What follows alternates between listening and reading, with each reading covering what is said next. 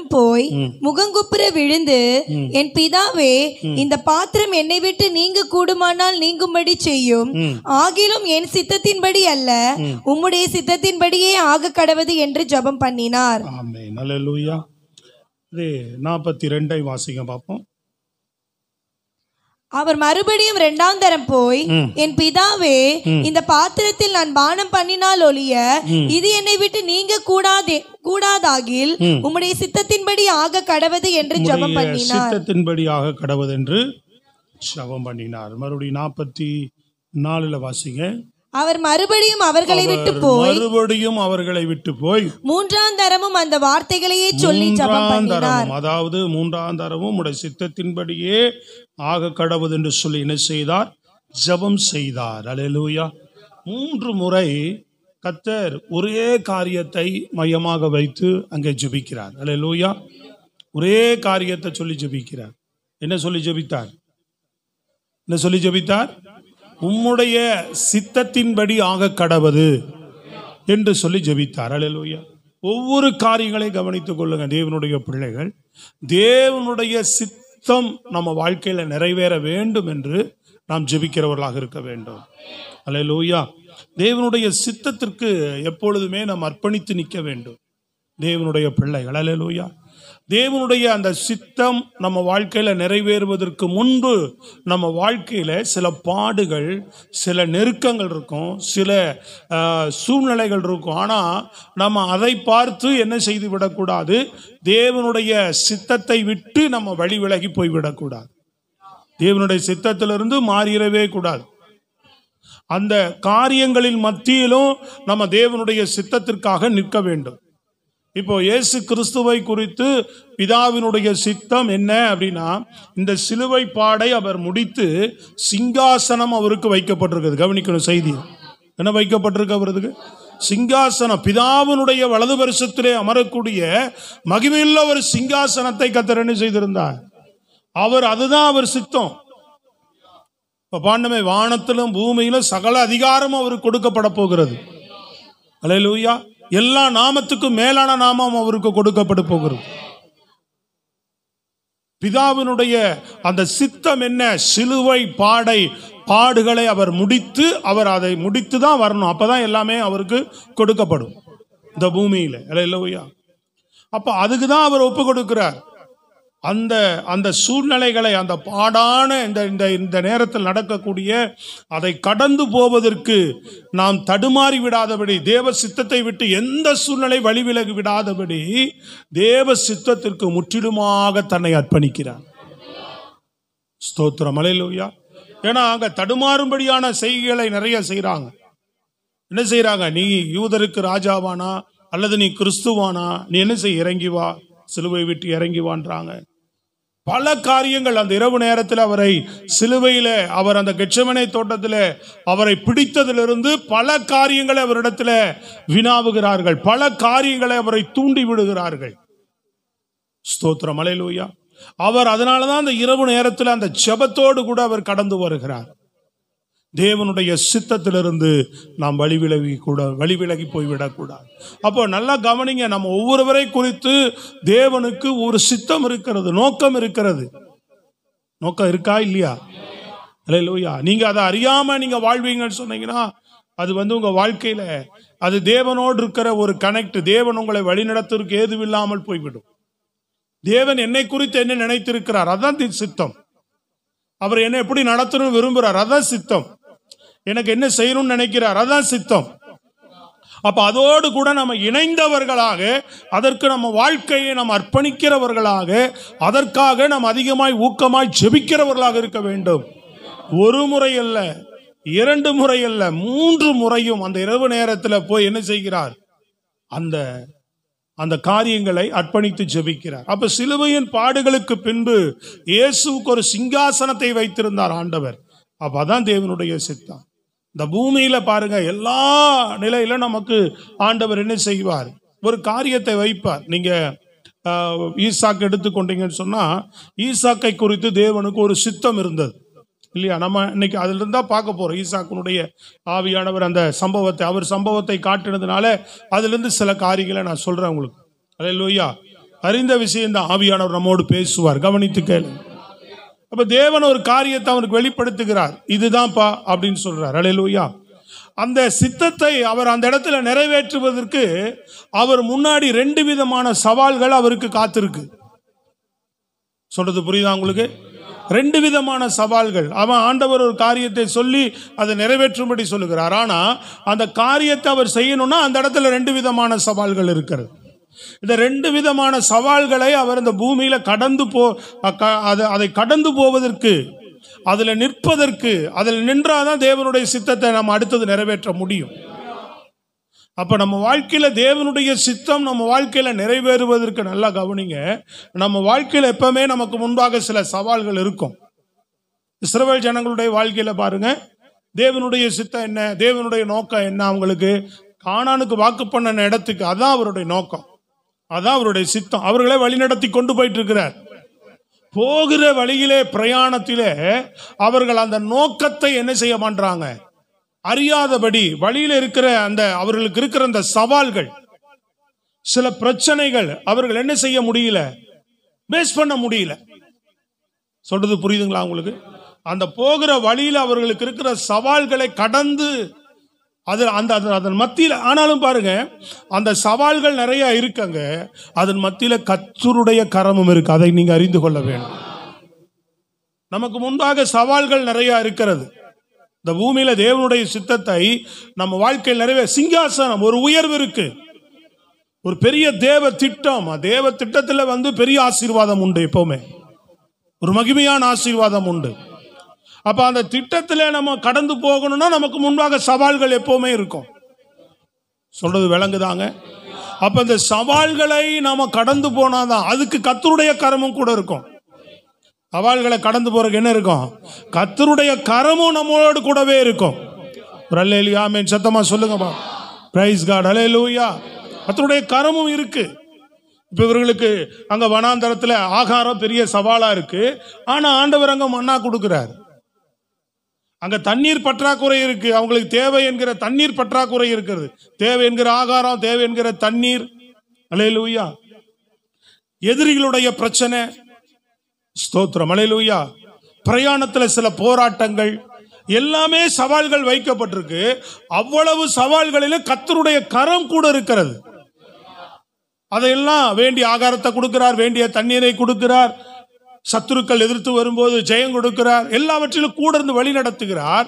ஆனா இதை கடந்து அவர்கள் என்ன செய்யணும்?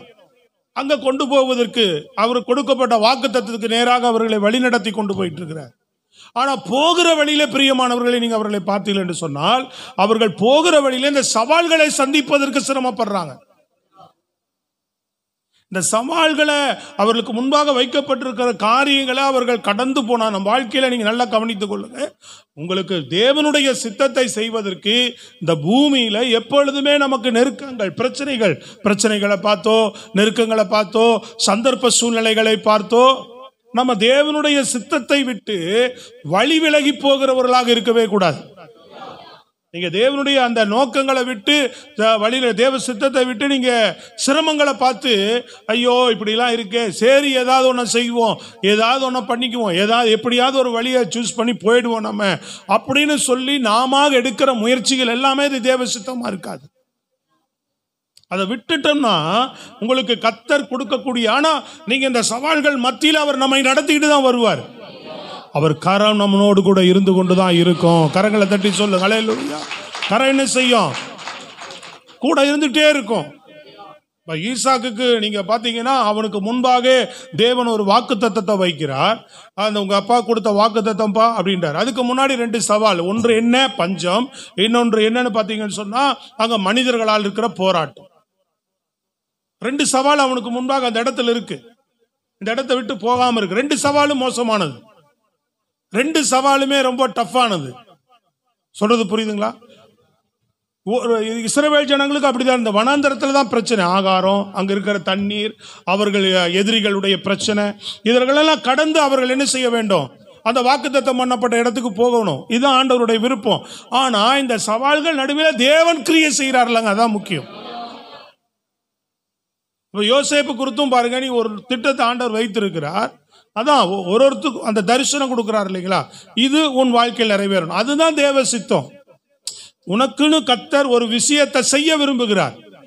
உனக்குன்னு கர்த்தர் ஒரு காரியத்தை ஏற்படுத்துகிறார் இல்லையா? பரலோகத்தில் இதோ நான் பிதாவின் வீட்டில் அநேக வாசஸ்தலம் உண்டு, உங்களுக்கு ஒரு வாசஸ்தலத்தை ஆயத்தம் பண்ண போகிறேன். அப்போ நமக்கு என்ன செய்கிறார் ஆண்டவர்? ஒரு ஏசி கட் பண்ணிடுங்க. ஸ்தோத்திரம். என்ன பண்றார்? ஒரு வாசஸ்தலத்தை தேவன் நமக்கு ஆயத்தம் பண்ண போகிறார். சொல்றது விளங்குதா உங்களுக்கு? ஒரு வாசஸ்தலத்தை என்ன பண்றார்? தேவன் நமக்கு ஆயத்தம் பண்ணுகிறார். அது போல இந்த பூமியிலும் நமக்கு அநேக காரியங்களை அவர் ஒழுங்குபடுத்துகிறார்.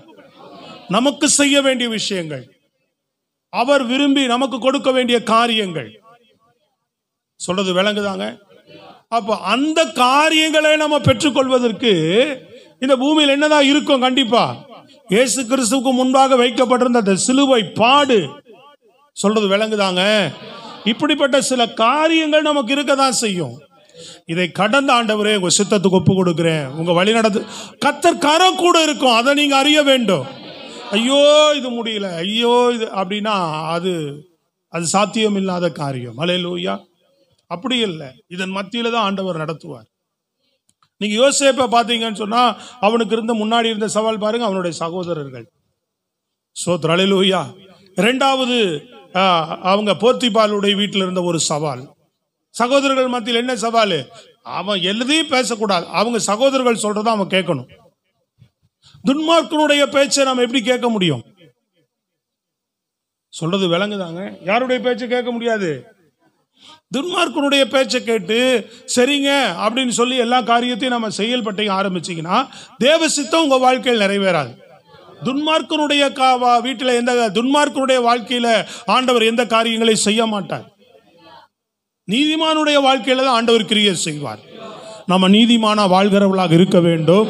நீதிமானுடைய வாழ்க்கையில தான் தேவ சித்தம் நிறைவேறும் இல்லையா? அப்ப அவன் துன்மார்க்கமா அவர்கள் வாழ்கிற வாழ்க்கைக்கு இவனை தன்னோடு கூட உடன்படுத்த விரும்புறாங்க. யோசேப்பு என்ன செய்யல? அந்த சவால்கள் மத்தியில் நிக்கிறான். அதனால சில சிரமங்களை சந்திக்க வேண்டியது வருது. உங்க வாழ்க்கையில நீங்க நம்ம தேவனுடைய பிள்ளையா இருக்கிறதுனால பப்ளிக்ல வெளியில வேலை செய்யற இடத்துல சில சவால்கள் உங்களுக்கு முன்பாக இருக்கும். ஏன்பா இதை செஞ்சா என்னப்பா, அதை பண்ணா என்னப்பா, இதை செஞ்சா உனக்கு இதாப்பா போயிடும், உங்க ஆண்டவர் கோச்சுக்கோ போறாரு. அல்லேலூயா. சாதாரணமா சொல்லுவான், என் ஆண்டவர் எவ்வளவு மகத்துவம் உள்ளவர் என்பதை நம்ம உறுதியாக நின்றுதான் ஆண்டவர் நாமத்தை மகிமைப்படுத்தணும். ஸ்தோத்திரம். அல்லேலூயா. ஆமா, என் தேவனுக்காக நான் இப்படித்தான் வாழ தீர்மானம் பண்ணி இருக்கிறேன். துன்மார்க்கமா வாழ்றதுக்காக எங்க தேவனங்களை அழைக்கல. அப்ப எப்படி வாழ்றீங்க? விளங்குதாமா? கவனிக்கிறியா? கவனிக்கிறியா? தூங்குறியா? ஐயா உயர்த்தி சொல்லுங்க பாப்பா. நல்லா ஐயா உயர்த்தி. ஸ்தோத்திரம். அப்போ நம்ம எப்படி வாழ்றோம், சமுதாயத்தில் நீங்க எப்படி வாழ்றோங்கன்றதுதான் நமக்கு முக்கியம். புரியுதா உங்களுக்கு? இந்த சவால்களை எப்படி ஜெயிக்கிறோம்? துன்மார்க்கமா வாழ்களுடைய நடுவில், துன்மார்க்கமா வாழ்கிற மனிதர்களுடைய மத்தியிலே நம்முடைய வாழ்க்கை எப்படி இருக்கிறது? புரியுதா? அந்த சவால்களை நம்ம எப்படி சந்திக்கிறோம், பேஸ் பண்றோம். சரி அவங்க ரொம்ப தொந்தரவா இருக்குப்பா அப்படின்னு அட்ஜஸ்ட் பண்ணி ஒத்துட்டு போயிடுறோமா? சோத்திரம். காலையில் கூட எனக்கு ஞாபகம் வந்து இந்த இடம் வாங்கும்போது, சர்ச்சுக்காக நம்ம இடம் வாங்குறதுக்காக முயற்சி பண்ணும்போது, அதில் பார்த்தீங்கன்னா பல காரணங்கள்ல ஒரு மெயின் காரணமா நான் வேண்டான்னு வெளியில வந்தது காரணமே நிறைய பொய் பேச வேண்டியது இருக்கு. பேங்க்ல லோன் வாங்குறதுக்கு என்ன செய்ய வேண்டியிருக்கு? நிறைய பொய் சொல்ல வேண்டியது இருக்கு. ஸ்தோத்திரம். அல்லேலூயா. கொஞ்சம் கொஞ்சமா சொல்ல சொன்னா அப்புறம் பெருசு பெருசா சொல்றான் வரவன், பணம் வாங்கி கொடுக்குறவன். ஸ்தோத்திரம். அல்லேலூயா. அது அப்படியே போக போக எனக்கு என்ன வரமாட்டேங்குது, ஜெபத்தில் உட்காந்தா நமக்கு வண்டி ஓட மாட்டேங்குது. சொல்றது விளங்குதாங்க? ஐயோ என்னடா இது, ஏதோ நார்மலாக சில விஷயம் ஒன்று, சரி சரி அப்போ நம்ம எப்படி நம்ம பிரசங்கம் பண்ண முடியும், நம்ம எப்படி தேவ சமூகத்தில் நிற்க முடியும், இது சரியில்லையே. சொல்றது விளங்குதாங்க? ஆமாம். அதெல்லாம் பண்ணி பேலன்ஸ் பண்ணி நம்ம என்ன பண்ணலாம், அப்படி இப்படி இதை பண்ணி அதை சொல்லி இதை பேசி அதை பேசி மேனேஜ்மெண்ட் பண்ணி எப்படியாகிலும் இடத்தை வாங்க வேண்டும் என்றால் கண்டிப்பாக வாங்கியிருப்பேன் நான். சொல்லுங்க, விளங்குதா உங்களுக்கு? அதுக்கு வேண்டிய அனுகூலமான நிறைய விஷயங்கள் என்ன செய்யுது இருக்கு. ஆனா தேவன் இருப்பாரா? அது தேவ சித்தமா இருக்குமா? அப்போ இல்லைன்னா கூட பரவாயில்ல அப்படின்னு நம்ம சில விஷயங்கள் என்ன பண்ண வேண்டியதா இருக்கு. வெளியில வந்தா தேவன் நாளைக்கு நமக்கு ஒரு சித்தம் வச்சிருக்கிறார். நம்ம சூஸ் பண்றது அற்பமானதா இருக்கும். ஐயோ இது இப்படியாவது நமக்கு ஒண்ணு கஷ்டம், ஆனால் இதுக்கு சவால் இருக்கு இங்க. அப்ப அது இல்லைனாலும் என்ன பண்ண, அதை விட்டாலும் நமக்கு வாடகைகள், வெளியாட்களுக்கு பதில் சொல்ல, இன்னொருத்தண்ட உட்காந்து பதில் சொல்ல வேண்டிய சூழ்நிலைகள், இப்படி கொஞ்சம் யோசித்து வாழ வேண்டிய அந்த சவால்களை நம்ம தேவ சித்தத்துக்கு ஒப்பு கொடுத்து ஜெபம் பண்ணி பொறுமையா தான் இருக்கணும். ஆனா எதிர்காலத்தில் கர்த்தர் என்ன பண்ணுவார், நமக்கு வாக்குத்தத்தம் பண்ணப்பட்ட மகிமையான ஒரு ஆசீர்வாதத்தை நமக்கு தருவார். அதுக்கு முன்னாடி நம்ம ஏதோ ஒரு காரியத்தை சூஸ் பண்ணிட்டோன்னு வச்சுக்கங்களேன், சிரமங்களை பார்த்து, சவால்கள் நிறைய இருக்கு, இதெல்லாம் நம்ம கடந்து போறது ரொம்ப சிரமமா இருக்கு. அதனால லெகுவான சில விஷயங்கள் நம்ம தேர்ந்தெடுத்துக்குவோம். நமக்குன்னு ஒரு விஷயத்தை அப்ப அங்கதான் சிக்கல் வருது. தேவ திட்டம் மாறிடும். கர்த்தர் கூட இருக்க மாட்டார். கர்த்தருடைய வழி நடத்துதல் போயிடும். தேவ திட்டங்கள் சித்தங்கள் நம்ம வாழ்க்கையை விட்டு வழி விலகிடும். நல்லா கவனிங்க, யார் வாழ்க்கையில தெரியுங்களா நிறைய நெருக்கங்கள், பிரச்சனைகள், பாடுகள் இருக்கும். தேவனுக்காக வாழ்றவங்க வாழ்க்கையில தான். ஒண்ணுமே இல்லையா, உங்களுக்கு ஒரு பிரச்சனை இல்லைன்னா, நான் நல்லா ஃப்ரீயா என் வண்டி போயிட்டு இருக்குதுங்க, எனக்கு ஒரு பிரச்சனை இல்லைன்னா என்ன இல்லைன்னு அர்த்தம்? சோத்திரம், பிரைஸ் தி லார்ட், அல்லேலூயா. அப்ப தேவ திட்டமோ நோக்கமோ வாழ்க்கையில எதுவுமே இல்லைன்னு அர்த்தம். அதாவது போய் நம்மளா வழியில மாட்டிக்கிட்டு, பாவம் செஞ்சுட்டு, தப்பு பண்ணிக்கிட்டு, சிக்கல்லாம் மாட்டிக்கிட்டு உட்காந்துட்டு எனக்கு ஆமா அப்படின்னு எல்லாம் சொல்லக்கூடாது. நீதி நிமித்தம் துன்பப்படுகிறவர்கள் தான் வேதம் சொல்லுது. சத்தமா சொல்லுங்க அல்லேலூயா. நீதி நிமித்தம், நீதியா வாழ்றேன், உண்மையா தான் இருந்தேன், ஆனா எனக்கு ஏன் ஆண்டவரே இவ்வளவு சவால்கள், இவ்வளவு சோதனைகள் இருக்கும் அப்படி சொல்றது விளங்குதா? அதுதான் நமக்கு முன்னாடி இருக்கிற காரியம். அப்போ நம்ம வாழ்க்கையில தேவன் என்ன செய்வார், நமக்கு உதவி செய்வார். ரெண்டாவது, இங்கிருந்து எப்படியோ இந்த சவாலை ஜெயிச்சு போயிட்டான், அங்க போனா போர்த்திபாரமா உட்கார்ந்து இருக்கிறாங்க, அங்க ஒரு பெரிய சவால் இருக்கு. சொல்றது விளங்குதாங்க? அப்போ என்ன பண்றது, இங்க அப்பா அம்மாவெல்லாம் விட்டுட்டு, அண்ணன் தம்பியெல்லாம் விட்டு, தெரியாத தேசம், ஒன்றும் தெரியாத இடம், இங்கே ஒரு அடிமையா பிழைக்க வந்தோம், இங்கேதான் ஒரு வாழ்வு. அந்த எஜமான் நம்மளை ஒரு பிள்ளை மாதிரி வச்சு சாவியெல்லாம் கொடுத்து நம்மளை ஓனர் மாதிரி வச்சிருக்கிறாரு. இப்போ கொஞ்சம் வாய் விட்டுட்டோம்னா, நம்ம ஏதாவது தவறி பேசிட்டோம்னா அந்த அம்மாட்ட நம்ம பொழப்பு போயிடுமே, சிக்கலாகி போயிடுமே, என்ன செய்யறது அப்படின்னு சொல்லி அவர் அப்படியெல்லாம் யோசிக்கவே இல்லை. தேவனுக்கு விரோதமாய் நான் பாவம் செய்வது எப்படி, எதுவானாலும் சரி என் கர்த்தருக்கு முன்பாக நான் சாட்சியாய் வாழ்வதுதான் அது தேவ சித்தமாக இருக்கும். அது கர்த்தர் பார்த்துக்குவார். ஆனா அவர் தேவன் அவனுக்கு என்ன நோக்கம் வச்சிருக்கிறாரோ அந்த நோக்கத்திலிருந்து விலகாதபடி இவனுக்கு லைஃப்ல வருகிற சவால்களை அவன் என்ன பண்றான், தேவனுக்கு ஏற்றபடியே தன்னுடைய வாழ்க்கையை ஒப்பு கொடுத்து அதெல்லாம் கடந்து போயிட்டே இருக்கிறான். பாரு, சிறைச்சாலைக்குள்ள ஒரு சவால் இருக்கு, அல்லேலூயா. அவன் அங்க போனோன்னா அங்க ஒரு சவால் அவனுக்கு இருக்கு. இதுல இருந்து எப்படி வெளியில வருவோம், இதுல இருந்து எப்படி வெளியில வருவோம், இப்படியே நம்மளை முடக்கிடுவாங்களா அப்படின்னு அவனுக்கு போராட்டம், ஒரு சவால் அங்க நிறைந்ததா இருந்து அங்க அவன்கிட்ட என்ன செய்யறான், பானபாத்திரக்காரன்ட்ட கேட்கவே செய்யறான், நான் இந்த தவறும் செய்யல, நீ போய் விடுதலையாகி நல்வாழ்வு அடைந்திருக்கும் போது என்னை நினைச்சு என்னை எப்படியாவது விடுதலையாக்குன்றான். அப்போ இப்படிப்பட்ட ஒவ்வொரு சவால்களையும் பாருங்க, கர்த்தருக்குள்ள தேவனுடைய சித்தத்திலிருந்து அவர் விலகாதபடி இந்த சவால்களை ஒன்றொன்றையும் தேவனுக்கு பிரியமாகவே கடந்து வந்துட்டே இருக்கிறாங்க. சொல்றது விளங்குதாங்க?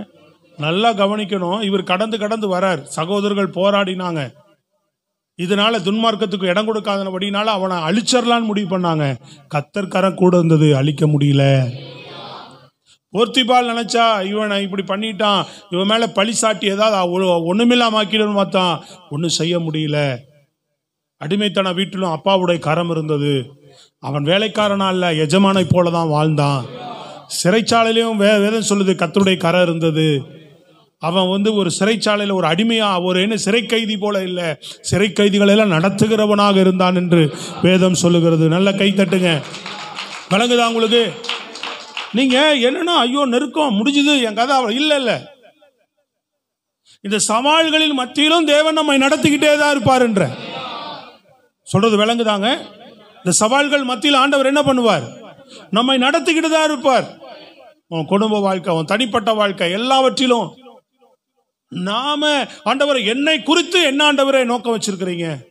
இப்ப சில பேர்ல எப்படி தெரியுங்களா, இதெல்லாம் பேசாதீங்க, அல்லேலூயா சொல்லுங்க பார்ப்போம். சில பேருக்கெல்லாம் சுய சித்த முடிவு பண்ணிட்டாங்கன்னா தேவ சித்தத்தை தள்ளி விட்டுருவாங்க. எனக்கு ஏற்ற மாதிரி பேசுங்கம்மாங்க, தேவன் என்ன பேசுறாரோ அதை நீங்க கேட்டீங்கன்னா உங்களுக்கு நல்லது. சோத்திரம், அல்லேலூயா.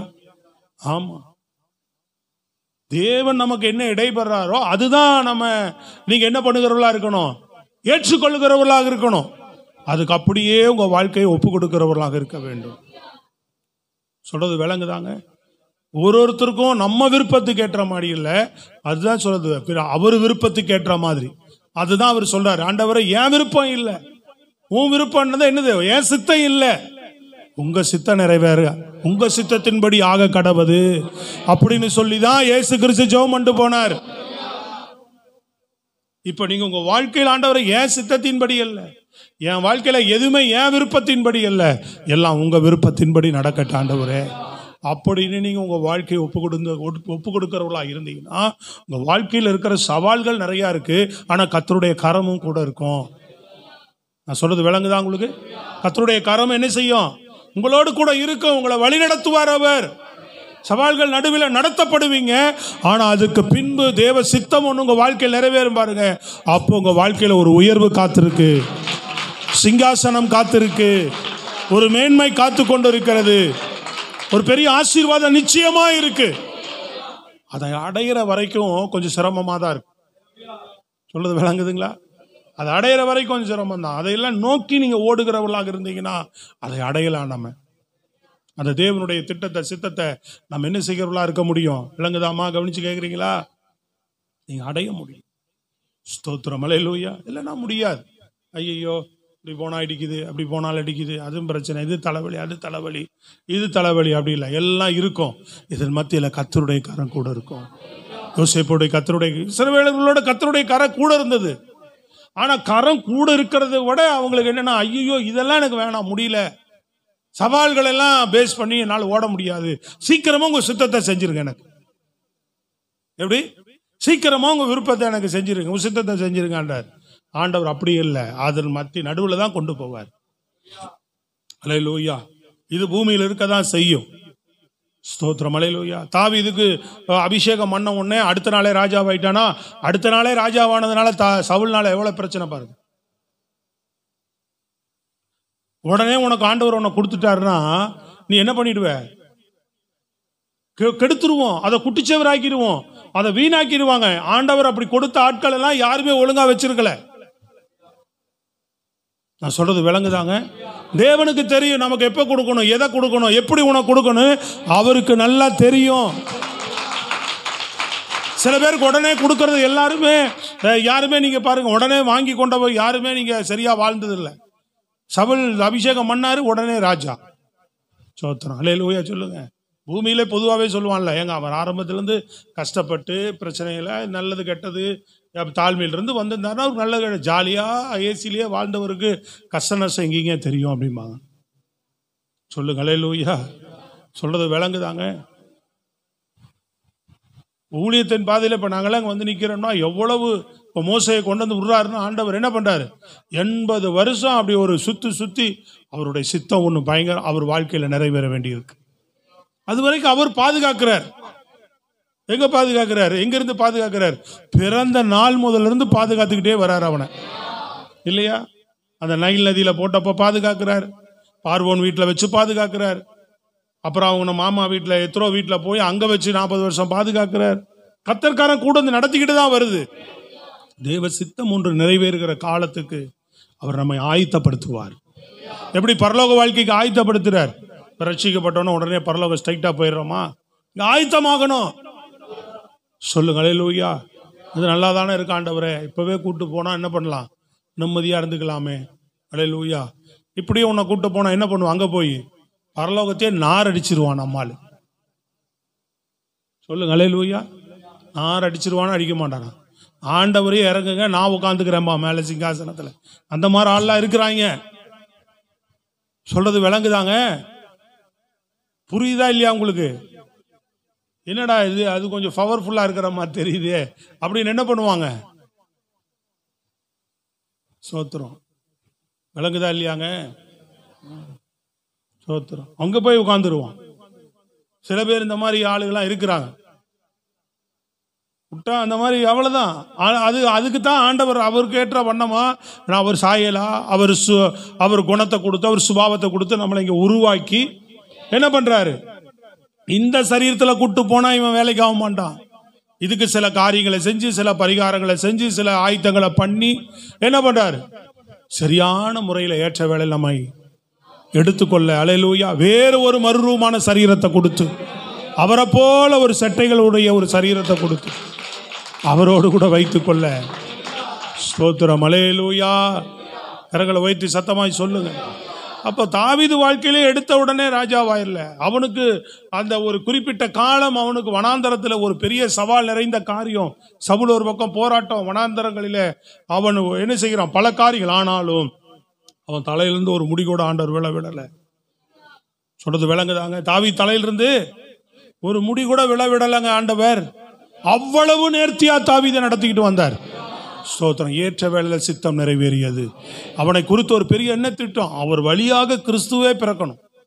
மோசே குறித்து என்ன திட்டம்? அவர் வழியாக இஸ்ரவேல் ஜனங்களை மீட்டெடுக்கணும். ஸ்தோத்திரம். யோசேப்பு வழியாக என்ன திட்டம்? மொத்த குடும்பத்தை ஆதரிக்கிறவனாக, எல்லா ஜனங்களுக்கும் ஒரு ஆசீர்வாதமான பாத்திரமாக அவனை உருவாக்க வேண்டும். அல்லேலூயா. ஈசாக்கு மூலமாக தேவன் ஆபிரகாம் கொடுத்த வாக்குத்தத்தம், அடுத்த சந்ததி இவன் மூலமாக அதை நிறைவேற்ற வேண்டும் ஆண்டவர். மொத்த இஸ்ரவேலரும் அவர் தேவன் வாக்கு ஆபிரகாம் இவங்களுக்கெல்லாம் கொடுத்த வாக்கு தத்தத்தில் அவர்கள் என்ன செய்ய வேண்டும்? போய் அவர்கள் குடிபோக. எல்லாத்திலையும் தேவ திட்டம் அடங்கி இருக்கு.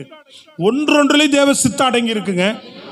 இப்ப நம்ம உங்களை ஒருத்தரை குறித்த ஒரு திட்டம், இந்த சபையை குறித்த ஒரு திட்டம், என்னை குறித்த ஒரு திட்டம், மற்ற சபைகளை குறித்து அவங்களை குறித்த ஒரு திட்டம், எல்லாம் இந்த பூமியில தேவன் எல்லாரையும் குறித்த ஒரு திட்டத்துக்குள்ள ஒரு இயக்கிட்டு வர்றார். சகலத்தையும் நம்முடைய சித்தத்துக்குள்ளதான் நடத்திக்கிட்டு வருகிறார். எல்லாவற்றையுமே எல்லாமே அவர் சித்தத்தின்படி தான் செய்கிறார்.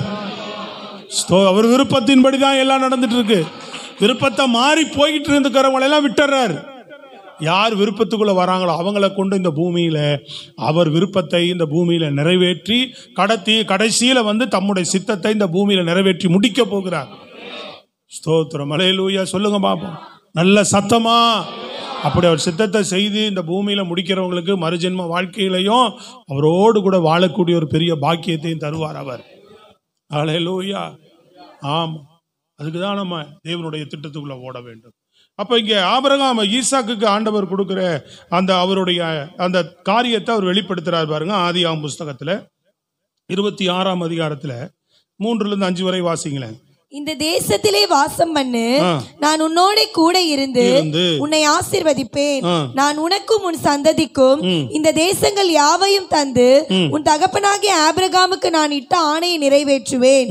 ஆபிரகாம் என் சொல்லுக்கு கீழ்ப்படிந்து என் விதிகளையும் என் கற்பனைகளையும் என் நியமங்களையும் என் பிரமாணங்களையும் கை கொண்டபடியினால் நான் உன் சந்ததியை வானத்து நட்சத்திரங்களைப் போல பெருக பண்ணி உன் சந்ததிக்கு இந்த தேசங்கள் யாவையும் தருவேன். உன் சந்ததிக்குள் பூமியின் சகல ஜாதிகளும் ஆசீர்வதிக்கப்படும் என்றார். ஆமென், அல்லேலூயா. நான் ஆபிரகாமுக்கு வாக்கு கொடுத்திருக்கிறேன்ப்பா. அல்லேலூயா. நீ என்ன பண்ணணும்? இப்போ இவருக்கு முன்னாடி ஏன் இவ்வளவு தூரம் ஆண்டவர் பேசுறாருன்னா, அந்த இடத்துல அவர் இருக்கக்கூடாத அளவுக்கு என்ன செய்யப்படுகிறது? அவருக்கு சவால் காத்திருக்கிறது. ஸ்தோத்திரம், அல்லேலூயா. 2 விதமான பிரச்சனைகள் அவருக்கு காத்து கொண்டிருக்கிறது. 2 விதமான சவால்கள் காத்து கொண்டிருக்கிறது. சத்தமா சொல்லுங்களேங்க. கரங்களை உயர்த்தி முழு பலத்தோடு சொல்லுங்க பாப்போம். ஆமா, இப்போ இதனால அவருக்கு ஆண்டவர் என்ன செய்யறாருன்னா, இதை கடந்து நீங்க இருக்கணும். இதை கடந்து நீ என்ன பண்ணணும்? இருக்கணும். இதை தான் நீ செய்யணும்.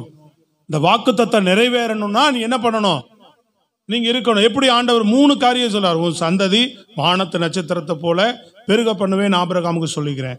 உன் சந்ததி இந்த தேசத்துக்கு, உன் சந்ததிக்கு இந்த தேசத்தை தருவேன்னு சொல்லியிருக்கிறேன். உன் சந்ததி பூமியின் சகல ஜாதிகளை பார்க்கும் ஆசீர்வதிக்கப்படும் சொல்லியிருக்கிற 3 வாக்குகளை அங்க கொடுக்கிறார். உன் சந்ததி நான் வானத்து நட்சத்திரத்தை போல பெருகும். உன் சந்ததி இந்த தேசத்தை சுதந்தரித்துக் கொள்ளும், தருவேன். உன் சந்ததி பூமியில் உள்ள சகல ஜாதிகளிலும் எப்படி இருக்கும்? ஆசீர்வதிக்கப்பட்டிருக்கும் அப்படின்னு இந்த ஆபிரகாமுக்கு கொடுத்த வாக்குத்தத்தை நான் கொடுத்துருக்கிறேன்ப்பா. அதனால நீ இங்க குடியிருக்கணும், இங்க இரு அப்படின்றார். அல்லேலூயா. அப்போ இருந்தா என்ன இருக்கு? 2 சவால் இருக்கு. என்ன? ஒரு பக்கம் பஞ்சம் என்ன இருக்கு, இன்னொரு பக்கம் மனிதனுடைய பயங்கரமான போராட்டம்.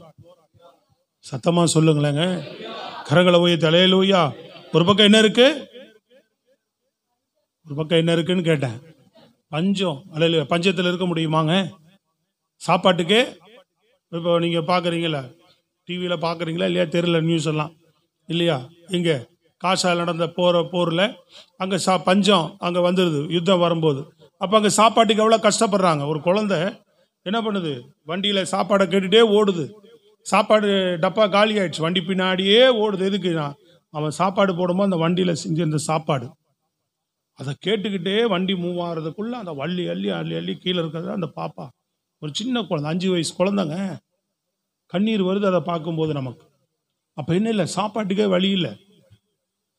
அந்த ஒரு வாய் 2-3 வாய் ஆகாரத்தை அது என்ன பண்ணுது, அந்த குழந்தை எடுத்து எடுத்து அந்த சாப்பாடை வாயில போட்டுக்கிட்டே அந்த வண்டி பின்னாடி ஓடுதுங்க. சொல்றது விளங்குதாங்க? பஞ்சங்கள் அப்படின்றது இப்போ சாப்பாடு ஆகார பஞ்சம் வருது அப்படின்னா மோசமானது. அப்போ அப்படிப்பட்ட ஒரு பஞ்ச காலம் இங்கே ஒன்று உண்டாகுது. இன்னொரு பக்கம் அங்கே மனுஷனுடைய பிரச்சனை இருக்கு, நெருக்கடி இருக்கு. இந்த 2 சவால்களையும் உனக்கு முன்னாக வைக்கப்பட்டிருக்கு. ஆனாலும் ஆண்டவருடைய சித்தத்துக்கு தன்னை அர்ப்பணித்து நிற்கிறார் அவர். கர்த்தர் கைவிடுறாராங்க? தேவனுடைய சித்தத்துக்கு அர்ப்பணித்து நிற்கிறவர்களை கர்த்தர் ஒரு நாள் கைவிடவே மாட்டார். எதை நோக்கி உன்னை பயணிக்க பண்ணிட்டு இருக்கிறார்னா, அவர் வைத்திருக்க ஒரு பெரிய உயர்வு அவனுக்கு வைத்திருக்கிறார். இந்த வாக்குத்தத்தம் இவன் வாழ்க்கையில் நிறைவேறணும். ஆபிரகாமுக்கு கொடுத்திருக்கிறப்ப அப்படிதான் சொல்றாரு, இது உன் வாழ்க்கையில் நிறைவேறணும். இங்க அவ்வளவுதான்.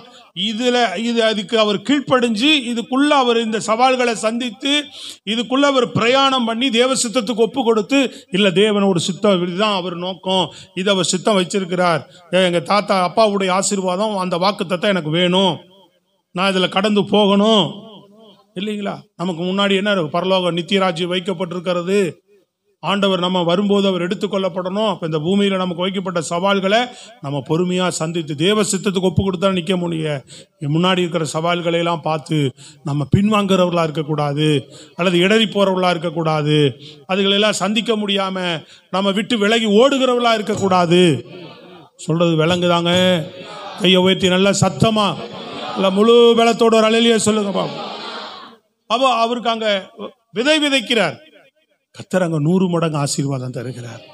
எப்போ? பஞ்சகாலத்துல. வெளியிலே சொல்லுங்க. அப்போ உனக்கு பொருளாதாரங்கள்ல சில நெருக்கடிகள் இந்த நாளிலே நீ சந்திச்சு கொண்டிருக்கலாம். பொருளாதாரத்துல என்ன பண்ணலாம், என்னடா அது பெரிய ஒரு நிறைவே வாழ்க்கையில பார்க்க முடியலையே. ஸ்தோத்திரம், அல்லேலூயா. அப்ப ஆண்டவருடைய ஆசீர்வாதம் எப்படின்னா, நிரம்பி வழிகிற ஆசீர்வாதத்தை தான் நமக்கு வாக்கு பண்ணியிருக்கிறார். பெருக்கத்தின் ஆசீர்வாதத்தை தான் கர்த்தர் வைத்திருக்கிறார். ஆனா என்னால் என்ன பண்ண முடியல, எதுலையுமே ஒரு ஸ்டெடியா ஒரு நிறைவான ஆசீர்வாதத்துக்குள்ள கடந்து போக முடியலையே. ஆனாலும் நல்லா கவனிங்க, 100 மடங்கு பலனை கொடுத்துக்கிட்டே தான் வருவார்.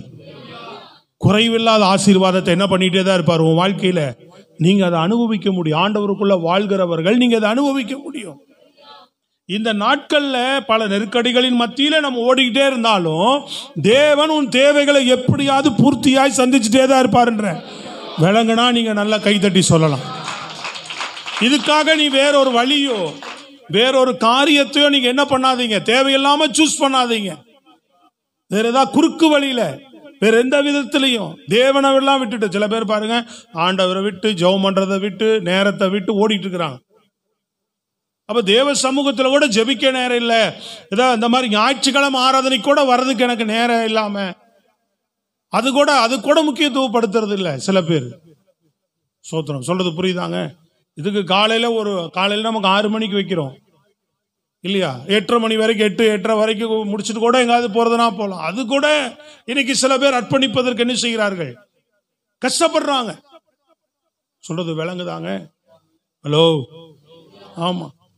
ஒரு நாளும் நம்ம தேவ சமூகத்தை விட்டுட்டு, அல்லையா சொல்லுங்க, தேவ சமூகத்தில் நிக்கிறத விட்டு தேவனோடு இருக்கிற அந்த உறவை விட்டுட்டு உலக பிரகாரமான காரியங்கள் நம்ம பிரிக்கும்னா, சில பேர் பாருங்க வேலையில் ஓடுறாங்க வேலை அதனால ஜெபம் பண்றது இல்லைங்க. அல்லேலூயா. நீ ஜெபம் தேவனை தேடிட்டு நீ செய்ய வேண்டிய காரியங்களை உண்மையாய் செய்து பார். ஸ்தோத்திரம், அல்லேலூயா. சொல்றது விளங்குதாங்க? தேவன் எந்த விதத்திலையும் உன்னுடைய தேவைகளை அற்புதமாய் சந்திப்பதற்கு அவர் வல்லமை உள்ளவராய் இருக்கிறார். இந்த மாதிரி நேரத்தில் உன்னை நடத்துகிறது மாத்திரமல்ல, இதற்கு பின்னாடி ஒரு பெரிய அற்புதத்தை ஆண்டவர் செய்வார். உனக்கு ஒரு திறந்த வாசலை உன்னை வைப்பார், ஒரு உயர்வு ஒன்றை வைத்திருக்கிறார், ஒரு மேன்மை ஒரு காரியத்தை வைத்திருக்கிறார். அப்ப வழி விலகிறோம், ட்ராக் மாறுறோம். நம்ம ஸ்தோத்திரம். அல்லேலூயா. அந்த தேவ சித்தத்துக்குள்ள காத்திருக்கிற அனுபவம் வேணும். ஜெபிக்கணும். தேவனுடைய அந்த நேரங்கள்லாம், ஆண்டவரே உங்க சித்தத்துக்கு ஒப்பு கொடுக்குறோம்பா, உங்க சித்தத்துக்கு அர்ப்பணிக்கிறேன், என்னை நீங்க வழி நடத்துங்க அப்படின்னு சொல்லி நீங்க ஜெபித்து பாருங்க. கர்த்தர் உங்களை சரியான பாதையில நடத்துவார். நெருக்கடிகளை பார்த்து என்ன பண்ணாத, அதுல போலாமா, இதுல போலாமா, அதுல கால் வைக்கலாமா, அதை செஞ்சு பார்க்கலாமா, இதை செஞ்சு பார்க்கலாமா. அல்லேலூயா. இப்படியே போனா எதிர்காலம் என்ன ஆகும்? எதிர்காலம் முன் கையிலன்னு பாட்டு பாடுவோம், அப்புறம் உட்காந்து எதிர்காலத்தை யோசிப்போம். சோத்திரம். சொல்றது விளங்குதாங்க? ஆமா. அந்த எண்ணங்கள் வரும்போதெல்லாம் என் எதிர்காலம் என்ன அப்படின்னு நமக்கு கேள்விகள் வரும்போதெல்லாம் எதிர்காலத்தை உங்க கரத்துல ஒப்பு கொடுக்கிறோம்ப்பா. ஐயா வைத்து நல்லா சொல்லுங்க, சத்தமா நல்லா சொல்லுங்க. அல்லேலூயா. ஆமா. இப்ப என் எதிர்காலத்துக்கு ஊழியம் செய்யறோம் நாங்க. எங்க எதிர்காலத்துக்கு என்ன இருக்கு? நிறைய காரியங்கள் முன்னாடி இருக்கு. எதிர்காலத்தை யோசிச்சோம்னா ஊழியமே செய்ய முடியாது. வேற மாதிரி ஒரு ஊழியத்தை தான் செய்யலாம் இன்னாட்டி. சோத்திரம். சொல்றது விளங்குதாங்க? ஹலோ, சத்தமா நல்ல கரங்களை உயர்த்தி. ஆமா. எதிர்காலத்தை யோசிச்சா நாளைக்கு பிள்ளைங்க வாழ்க்கை, நாளைக்கு ஊழியம், எவ்வளோ விஷயங்கள், எவ்வளோ தேவைகள், இதெல்லாம் யோசிச்சா இன்னைக்கு நம்ம தேவ சித்தத்தில் நின்று அர்ப்பணித்து போனா எதிர்காலத்துக்கு வேண்டிய அத்தனை அற்புதங்களையும் ஆண்டவர் செய்வதற்கு வல்லவராக இருக்கிறார். ஸ்தோத்திரம். அல்லேலூயா. ஆமா. நான் ஊழியத்துக்கு வரும்போது ஒரு அம்மா கேட்டாங்க, என்னை கூப்பிட்டு, அப்பா இப்படி ஊழி எல்லாத்துக்கும் வண்டியாப்பா, அங்கே வான்னு தனியாக கூப்பிட்டு போனாங்க. ஏதோ சந்தோஷமா 4 வார்த்தை சொல்லுவாங்கன்னு பார்த்தா நான் அதெல்லாம் யோசிக்காம ஒப்பு கொடுத்து ஊழியத்துக்கு வந்தேன். எதை பற்றி யோசிக்கல, டக்குன்னு வந்துட்டேன். அவங்க கூப்பிட்டு தனியாக கூப்பிட்டு என்ன கேட்டாங்க, எப்படிப்பா குடும்பம் நடத்துவேன், எப்படிப்பா சாப்பிடுவேன்னு கேட்டாங்க. அவங்க கேட்டதுக்கு அப்போ தான் எனக்கு அந்த யோசனையும் வருது. ஊழியத்துக்கு வந்திருக்கியாப்பா, நிறையா இருக்கும்பா, தேவைகள் அதெல்லாம் இருக்கும், ஆனால் விசுவாசமா நில்லுப்பா, கர்த்தர் உன்னை நடத்துவார்னு சொன்னா எப்படி இருந்திருக்கும்? அல்லேலூயா. அப்படி சொல்லல, பயமுறுத்திட்டு போயிடுச்சு அந்த அம்மா. சோத்திரம். நம்ம ஆனாலும் ஆண்டவர் என்ன செய்தார்? நமக்கு வாசலை திறந்தார். அல்லேலூயா. நான் கடையை விட்டுட்டு வந்துடலான் இருந்தேன். அதுலேன்னு ஒரு சகோதரர் வந்து உட்கார்ந்து, ஏன் கடையை விடுற, கடையை கான்ட்ராக்ட் விடு, ஒரு பொறுப்பாளரை போட்டு கான்ட்ராக்ட் மாதிரி கொடுத்துரு, கடையெல்லாம் காலி பண்ணாத, எதையுமே விட்டுறாத, எல்லாத்தையும் என்ன பண்ணு, வேலை செய்கிற இடத்தையெல்லாம் நீங்கள் எடுத்து செய்யுங்கன்னு சொல்லி எல்லார்ட்டையும் பேசி பொறுப்பு உடனடி அண்ணங்கிட்ட கொடுத்துரு, மூத்தவர்கிட்ட கொடுத்துரு, இந்த மாதிரி செய், இப்படி பண்ணு அப்படின்னு சொல்லி எனக்கு ஆலோசனை கொடுக்குறாரு. வழியை வந்து உட்காந்து, பாரு இவ்வளோ கொடுக்க சொல்லி பேசு அப்படின்னு. அப்படியா, சரி ரைட்டு அப்படின்னு சொல்லி பேசு. நான் ஒருத்தர் காஞ்சு போய் கிடக்குறாரு அப்போ வேலை இல்லாமல். கூப்பிட்டு அவர் அந்த மாதிரிலாம் செய்ய மாட்டார். ஆனால் சொன்ன உடனே சரி சரின்னு ஒத்துக்கிட்டு கிட்டத்தட்ட 1.5 வருஷம் என்ன பண்ணாரு, அதன் மூலமா ஆண்டவர் என்ன போஷிச்சார். ஸ்தோத்திரம். அல்லேலூயா. அப்புறம் 1.5 வருஷம் கழிச்சு எனக்கா தோணுச்சு, வேண்டாம் இனி வேண்டான்னு சொல்லிடுவோம் அப்படின்னு சொல்லிட்டு வேண்டான்னு சொல்லி அவங்களுக்கே 10,000 ரூபாய் மட்டும் வாங்கிட்டு மொத்தமாக அப்படியே கடையை விட்டுட்டு ஒதுங்கிட்டு வந்தேன். ரொம்ப கம்மி தான் வாங்கிட்டு ஒதுங்கிட்டு வந்துட்டேன். அந்த நேரத்தில் கர்த்தர் உடனே ஊழியத்தின் மூலமாக தேவைகளை சந்திக்க ஆரம்பிச்சார். சில காகங்கள் எழுப்ப ஆரம்பிச்சார். அல்லேலூயா. சத்தமாக சொல்லுங்களேங்க. இப்போ ஏதாவது ஒரு வழியில் நம்ம என்னென்ன செய்வார்? சில நெருக்கங்களா, பேலன்ஸா, சிலதெல்லாம் அப்படியே, ஆனால் குறை வைக்க மாட்டார். இந்த விதத்தில் குறை வைக்க மாட்டார். அல்லேலூயா. திருப்தியா, நீ சந்தோஷமா, நம்ம நிறைவோடு, இவ்வளோ அப்படின்லாம் யோசிக்காதீங்க. சொல்றது புரியுதாங்க? அந்த பெருக்கத்துக்கு நேராக ஏற்ற வேலையில செய்வார். தேவ சித்தத்துக்கு ஒப்பு கொடுத்து ஜெபம் பண்ணிட்டே இருக்கும். என்னைக்கு உனக்கு இதுல இப்படி நடத்துறாருன்னா அது உன் வாழ்க்கையில திருப்தியா இருக்கும். அவங்க சித்தத்துக்கு ஒப்பு கொடுத்துட்டே இருங்க. ஆண்டவர் அழகா உன்னை வழி நடத்தி ஏற்ற வேலையில் ஒரு விசாலத்தை கொண்டு போவார், ஒரு பெருக்கத்துக்குள்ள கொண்டு போவார், ஒரு வழி நடத்துதல கொண்டு போவார். அங்க பஞ்ச காலத்திலையும் புரியுதா உங்களுக்கு என்ன பண்ணாரு? புரிஞ்சுச்சாங்க? 2 சவால் இருக்கு. என்ன சவால்? ஒன்னு பஞ்சகாலம், இன்னொன்னு மனுஷனுடைய போராட்டம். பஞ்சகாலத்துல விதை விதைக்கிறார், 100 மடங்கு ஆசீர்வாதம்ன்றதான் சொல்றேன். யோசேப்பினுடைய காரியத்தில் பாருங்க, அவ்வளவு காரியங்கள் வந்தாலும் கர்த்தர் கரம் கூட இருந்து நடத்திக்கிட்டு தான் இருக்கு. அந்த தேவ சித்தத்துக்கு போகிற வரைக்கும், அந்த தேவனுடைய நோக்கத்தை நிறைவேற்றுகிற வரைக்கும், அந்த வாக்குத்தத்தம் நிறைவேறுகிற வரைக்கும், ஈசாக்கு இந்த வாக்குத்தத்தம் நிறைவேற வரைக்கும் இந்த சவாலை சந்தி. ஆனா கர்த்தர் கரம் போசிக்கு உங்களை வழி நடத்துவார். அல்லேலூயா. நெருக்கங்கள், சூழ்நிலைகள், தேவைகள், எல்லா காரியங்களின் மத்தியிலும் உங்களை வழி நடத்துறதுக்கு அவர் போதுமானவராக இருக்கிறார். கவனிக்கிறீங்களாமா? ஐயா உயர்த்தி சத்தமா அல்லேலூயா. ஆமா. அடுத்தது மனுஷனுடைய போராட்டாங்க. துறவு வெற்றார் என்ன பண்றாங்க? வந்து போராடுறாங்க. ஆனா கர்த்தர் அடுத்த இடத்துல என்ன பண்றாரு? இன்னொரு இடத்துல அவங்க போராட்டத்தை கண்டு அவர் கலங்காம அஞ்சாம அந்த இடத்தை என்ன பண்றாரு, விட்டு கொடுத்து இன்னொரு இடத்துக்கு போறாரு. இன்னொரு இடத்துல கர்த்தர் அவர் வழி நடத்த தான் செய்கிறார். இன்னொரு இடத்துக்கு போறாரு. இன்னொரு இடத்துல அவங்க வந்து வாக்குவாதம் பண்ணதான் செய்யறாங்க, பிரச்சனை பண்ணதான் செய்யறாங்க, அவ மேல பொறாமப்படதான் செய்யறாங்க. மனுஷருடைய போராட்டமும் நெருக்கடியும் அந்த இடத்துல அதிகமா இருக்கு. ஒரு இடம் இல்ல, 2-3 இடத்துல அவனை துரத்தி வரும். அதாவது ஒரு 4 பேர் இருந்து ஒரு 2 பேர் இருந்துட்டு நீங்க இருந்து டெண்டை தூக்கிட்டு அந்த இடத்துல போய் டென்ட் போட்டுக்கலாம்ப்பா அப்படின்னா பிரச்சனையே கிடையாது. சொல்றது விளங்குதாங்க? இவனோடு ஈசாக்கோடு கிட்டத்தட்ட 100கணக்கான வேலைக்காரர்கள் இருப்பாங்க, 100கணக்கான 1000கணக்கான ஆடுகள் இருக்கும், 100கணக்கான ஒட்டகங்கள் இருக்கும், 100கணக்கான கழுதைகள் இருக்கும். சொல்றது விளங்குதாங்க? ஆபிரகாம் கிட்ட கிட்டத்தட்ட 300, அதாவது ஈசாக்கு வரும்போதே அங்கிருந்து வரும்போதே பாருங்க எவ்வளவு ஒட்டகம் எவ்வளவு ஆடுகளை கொண்டு வந்தார். அப்ப இவ்வளவு மேய்க்கிறதுக்கு எவ்வளவு வேலைக்காரன் கூட வந்திருப்பான். ஆபிரகாம் ஒரே மனுஷன் தான், சாரால் அப்படிதான் பாக்குறோம். ஆனா அவர்களுக்கு பின்னாடி எவ்வளவு பேர் வேலைக்கு இருந்தாங்க, 300 சில்லற பேர் வேலை செஞ்சுட்டு இருந்தாங்க அவனுக்கு கீழே. அப்போ இவ்வளோ வேலைக்காரர்கள், ஆடு மேய்க்கிறவங்க, அந்த ஒட்டகங்களை மேய்க்கிறவங்க, அந்த கழுதிகளை வழி நடத்துறவங்க, விவசாய நிலங்களை பாதுகாக்கிறவங்கன்னு ஈசாக்கு பின்னாடி பெரிய கூட்டமே இருக்கு. சொல்றது விளங்குதாங்க? இப்போ இவ்வளவும் இங்க தண்ணீர் இருக்குது அப்படின்றனாலதான் அவன் என்ன செய்யறான், இங்க விதைச்சு அந்த இடத்துல தண்ணீர் பாய்ச்சி அந்த இடத்துல ஆசீர்வாதத்தோடு வாழ்றான். இதை பொறாமை கொண்டு அவனை இந்த இடத்துல இருக்கக்கூடாதுன்னு விரட்டி அடிக்கிறாங்க. அங்க ஒரு இடமா போட்டிருக்கும் பாருங்க. இந்த ஒரு இடத்துல இருந்து இன்னொரு இடத்துக்கு போறாரு. சும்மா இந்த தெருல இருந்து அந்த தெருவுக்குள்ள ஒரு ஏரியாவே மாறுறாரு.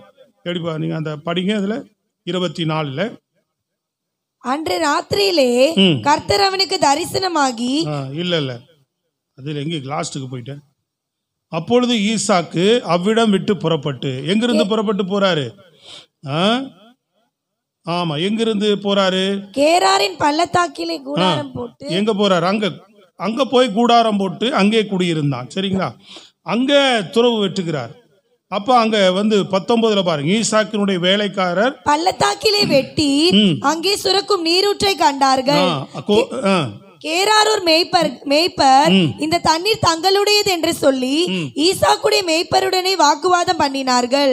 அவர்கள் தன்னோட வாக்குவாதம் பண்ணினபடியால் அந்த துறவுக்கு ஏசேக்கு என்று பெயரிட்டான். மறுபடியும் வேறொரு துறவை வெட்டினார், அதை குறித்து வாக்குவாதம் பண்ணார். அதனால் அதற்கு சித்னா என்று பெயரிட்டார். அவ்விடம் விட்டு பெயர்ந்து வேறொரு துறவையும் வெட்டினான். அப்ப என்ன பண்றான்? கொஞ்சம் கூட யோசிக்காம, சிலமங்களை பார்க்காம, அல்லேலூயா, என்ன செய்யறான்? இடம் பெயர்ந்து போக வேண்டியதா இருக்கு. சோத்ர அல்லேலூயா, சத்தமா சொல்லுங்களேங்க. ஆமா, சர்ச்சுக்கு கூட நம்ம எத்தனை 4-5 இடம் காலி பண்ணிட்டு வந்துட்டோம். சோத்ர அல்லேலூயா. வேலை 4-5 இடம் மாறுறோம். சில நேரங்களில் உங்களுக்கு வேலை ஒரு இடத்துல இருக்கும், இன்னொரு இடம் அங்கே இல்லை, ஒரே இடம் தான், அங்கே வருமானம் பெருசா இல்லை. ஸ்தோத்திரம். அங்கே சில தொந்தரவுகள், சில நெருக்கங்கள், சில சிரமங்கள், இதெல்லாம் வேலை செய்யற இடத்துல, நம்ம பயணம் பண்ற இடத்துல, நம்ம குடியிருக்கிற இடங்களில, சுற்றி இருக்கிற இடங்கள்ல எல்லாமே இருக்கும்.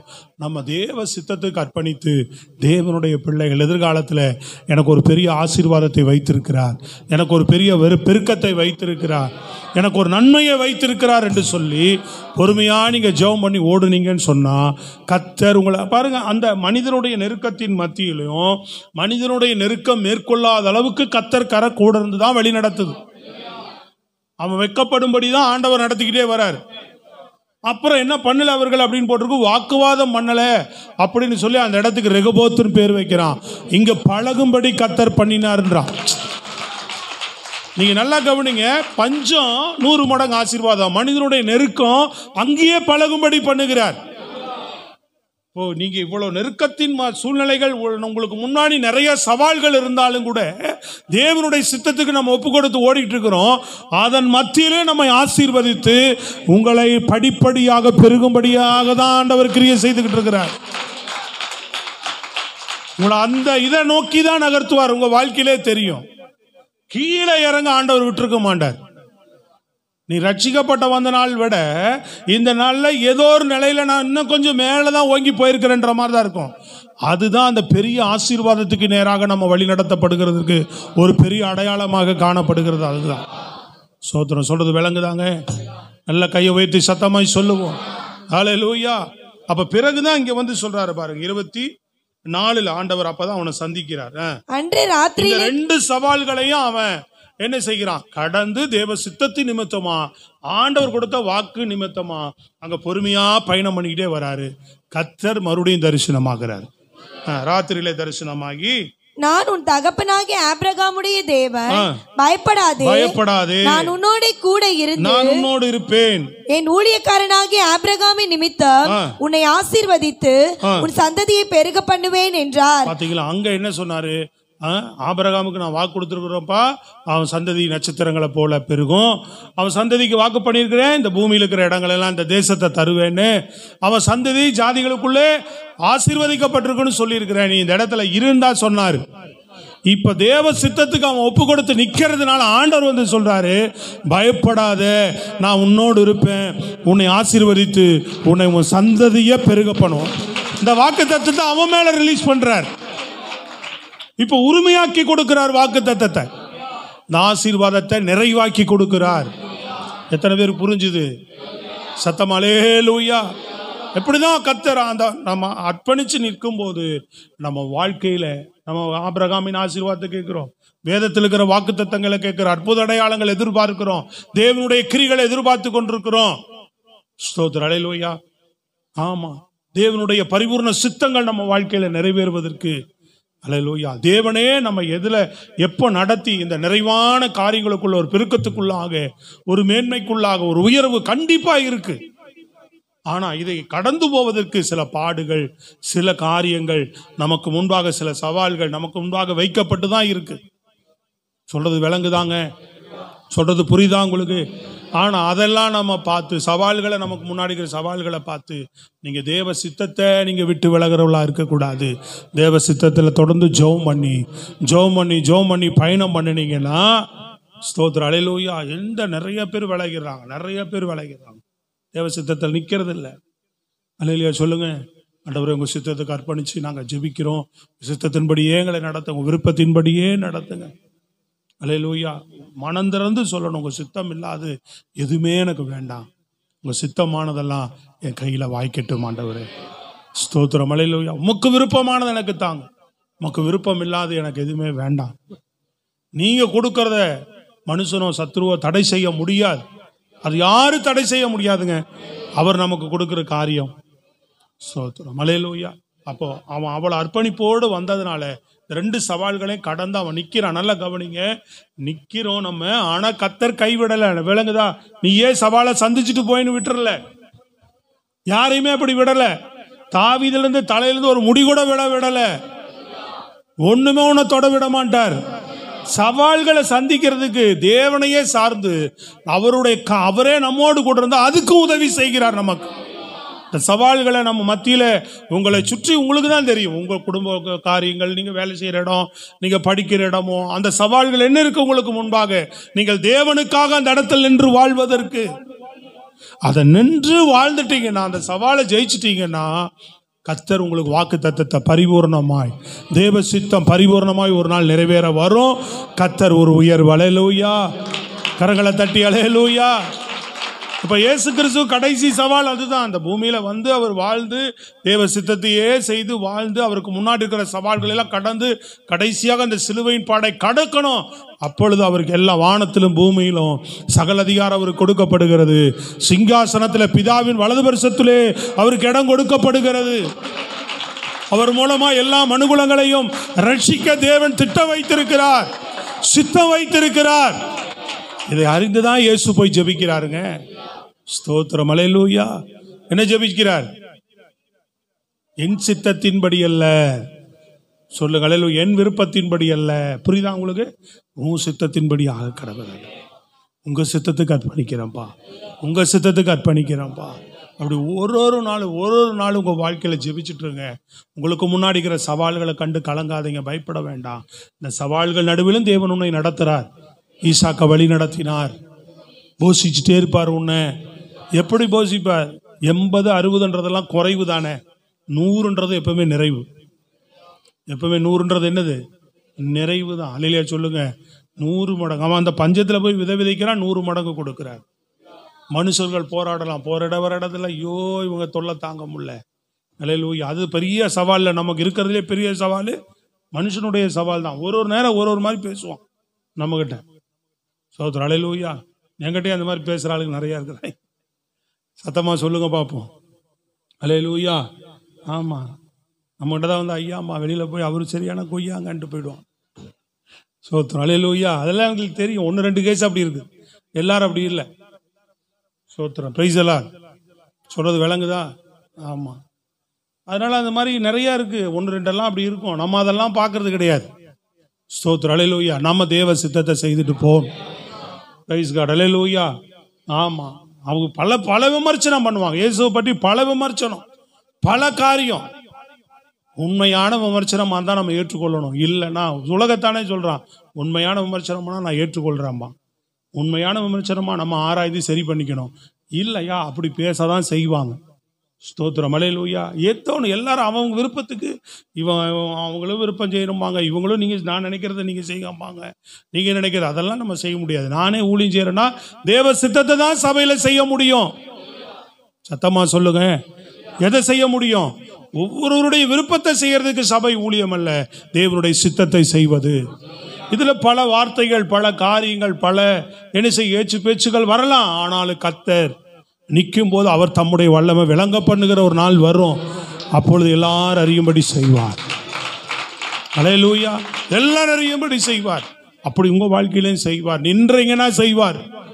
தேவ சித்தத்தில் நின்றீங்கன்னு சொன்னா தேவன் தன்னுடைய வல்லமை விளங்க பண்ணுவார், தம்முடைய நாமத்தை உயர்த்துவார். வாக்கு தத்தங்கள் உங்கள் வாழ்க்கையில் நிறைவேறும். உங்களுக்கு ஒரு பெரிய உயர்வு இருக்கிறது, ஒரு பெரிய பெருக்கம் இருக்கிறது, ஒரு பெரிய ஆசீர்வாதத்தை கர்த்தர் வைத்திருக்கிறார். மகிமையான நிறைவான நித்திய ஜீவனையும் கூட வைத்திருக்கிறார். ஸ்தோத்திரம். அல்லேலூயா. ஒப்பு கொடுத்து ஜெபிப்போமா? எழும்பி நின்று. அல்லேலூயா. ஸ்தோத்திரம். எழும்பி நின்று. ஓ நல்லவரே, நன்றி அப்பா. ஸ்தோத்திரம்.